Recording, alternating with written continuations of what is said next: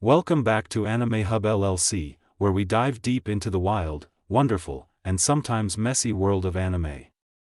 Today, we're tearing into a controversy that's got the One Punch Man fandom absolutely losing it, a bizarre animation blunder in Season 3, Episode 3 that sparked memes, outrage, and everything in between. But hold up, this isn't just about one wonky frame.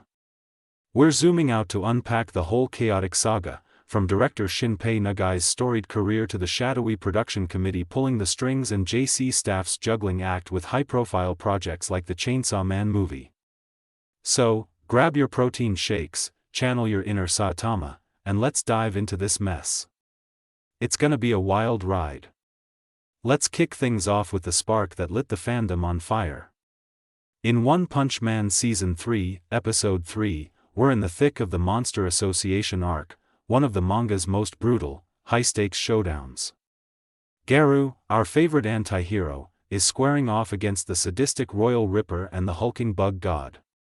It's a gritty, blood-soaked fight that's supposed to showcase Garou's raw evolution as a character. But then, out of nowhere, fans caught something bizarre. For a split second, maybe 2 or 3 frames, Royal Ripper, the unmistakably male assassin from the manga, morphs into what looks like a female character. We're talking a complete design shift, softer features, a different silhouette, the works. It's gone in a blink, but in the hyper-obsessive world of anime fandoms, that's all it took to send X into a tailspin. Posts exploded with reactions ranging from, what the actual hell, to full-on memes turning Royal Ripper into a gender-bent fanfic icon. Some fans jokingly called it Royal Ripper's secret glow-up, while others were livid, accusing JC Staff of botching a pivotal moment. JC Staff, the studio behind Season 3, hasn't dropped an official statement on this glitch, but it's not hard to see why it's become a lightning rod. This isn't just a one-off mistake, it's the latest in a string of animation hiccups that have fans wondering if Saitama's One Punch could knock some sense into the production team. To understand why this glitch hit so hard, we need to zoom out and look at the state of One Punch Man Season 3. Fans waited 6 agonizing years for this season, hyped beyond belief for the Monster Association arc. In the manga, this arc is a masterclass in storytelling and art, with One and Yusuke Murata delivering jaw-dropping battles and emotional depth. Season 1, animated by Madhouse, set an impossibly high bar with its fluid choreography and vibrant visuals. Think Saitama vs. Boros, a fight that's still the gold standard for shonen anime. Season 2, under JC Staff, took a hit in quality, with rushed animation and lackluster fights that left fans grumbling. So, when Season 3 was announced, the hope was that JC Staff would redeem themselves. Instead, 3 episodes in, the cracks are showing. Fights feel stiff, with awkward pacing and minimalistic keyframes that make action sequences look more like a PowerPoint presentation than a blockbuster. Take Episode 3's Garou vs. Royal Ripper and Bug God fight. Fans have pointed out that the animation loops the same sequence 2 or 3 times to stretch the runtime. It's not just noticeable, it's jarring. Backgrounds lack detail, character movements feel robotic, and the energy that made Season 1 a visual feast is just gone. Social media is buzzing with comparisons to the manga, where Murata's intricate panels make every punch feel seismic, while the anime's version feels like it's running on a budget of loose change. But it's not just about this one episode or even this one season. JC Staff's plate is overflowing, and it's starting to show. The studio recently lent its talent to the Chainsaw Man, the movie, Ri's arc, which hit theaters last month and has been praised for its visceral action and emotional weight. JC Staff contributed key animation, with heavyweights like Daisuke Takudo and Yuriko Ishii bringing their A-game to Denji's explosive showdowns. Working alongside MAPPA, a studio known for its meticulous polish, was a big deal, but it's also a double-edged sword. Animating for a high-profile film like Chainsaw Man demands top-tier talent and tight schedules, which likely pulled resources away from One Punch Man. JC Staff isn't a small studio, with a resume that includes Toradora, Shokuchiki no Soma, and The Disastrous Life of Seiki K, but they're not ufotable or studio bones, with deep pockets and dedicated teams for flagship projects. Juggling a theatrical release and a weekly shonen series is like trying to bench press Saitama's training regimen while running a marathon.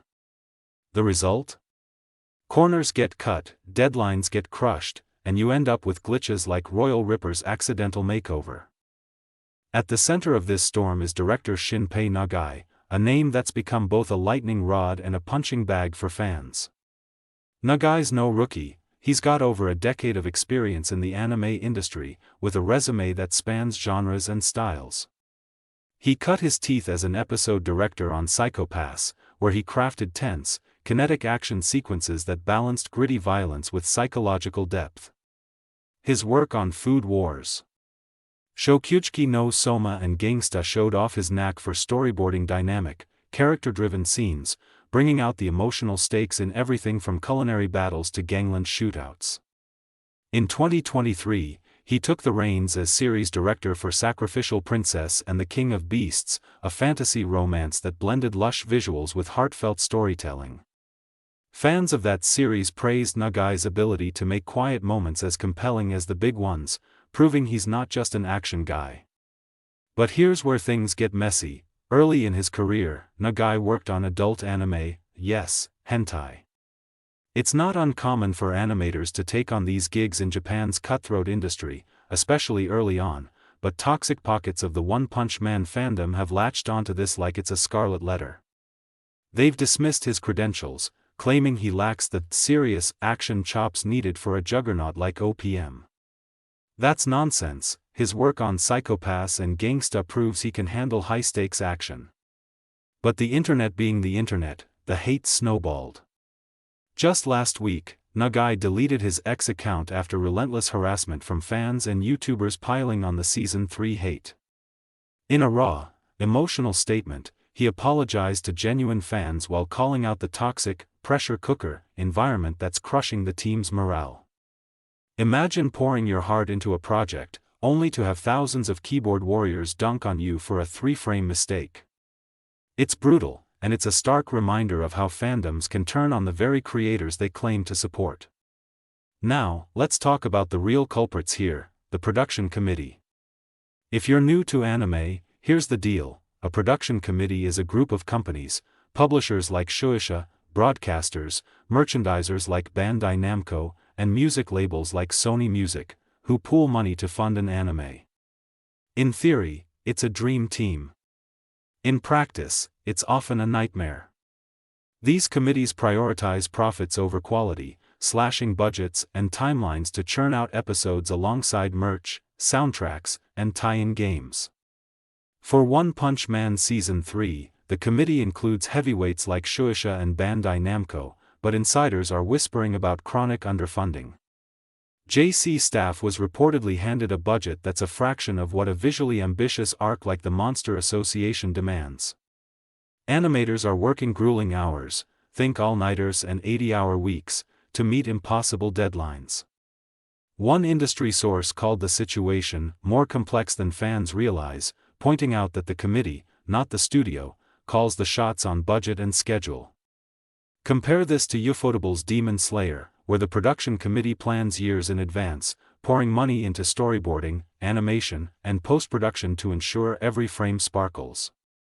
One Punch Man Season 3, by contrast, feels like it was slapped together in a rush, with the committee more focused on selling Garu figurines than delivering a polished product. The Royal Ripper glitch? That's what happens when you're cutting corners to meet a deadline that was unrealistic from the jump. This isn't just a JC staff problem, it's an industry-wide epidemic. Studios like JC staff are often at the mercy of production committees that treat animation as a means to an end, not an art form. The Chainsaw Man movie is a prime example of how this system can strain even a capable studio. Contributing key animation to a theatrical release is prestigious, but it's also a resource drain. Animators like Takuto and Ishii, who worked on both Chainsaw Man and One Punch Man, are being stretched thin, splitting their focus between Denji's Chainsaw Carnage and Garu's martial arts mayhem. The result is a ripple effect: fewer hands on deck for OPM, rushed keyframes, and recycled animation to fill gaps. Add to that the freelancer exodus, key talent from seasons 1 and 2, like action animator Yutaka Nakamura, jumped ship to studios with better pay and less crunch. JC staff's been left scrambling to fill those gaps, and it shows. Posts on X from industry insiders hint at animators being paid as little as $3 per frame, with some quitting mid-season due to burnout. It's a vicious cycle. Underfunded studios lose talent, which leads to worse output, which leads to more fan backlash, which puts even more pressure on the remaining team. But let's not lose sight of what's still working. Despite the animation woes, One Punch Man Season 3 nails the story. Garu's arc in Episode 3 is a standout, capturing his inner turmoil as he straddles the line between hero and monster.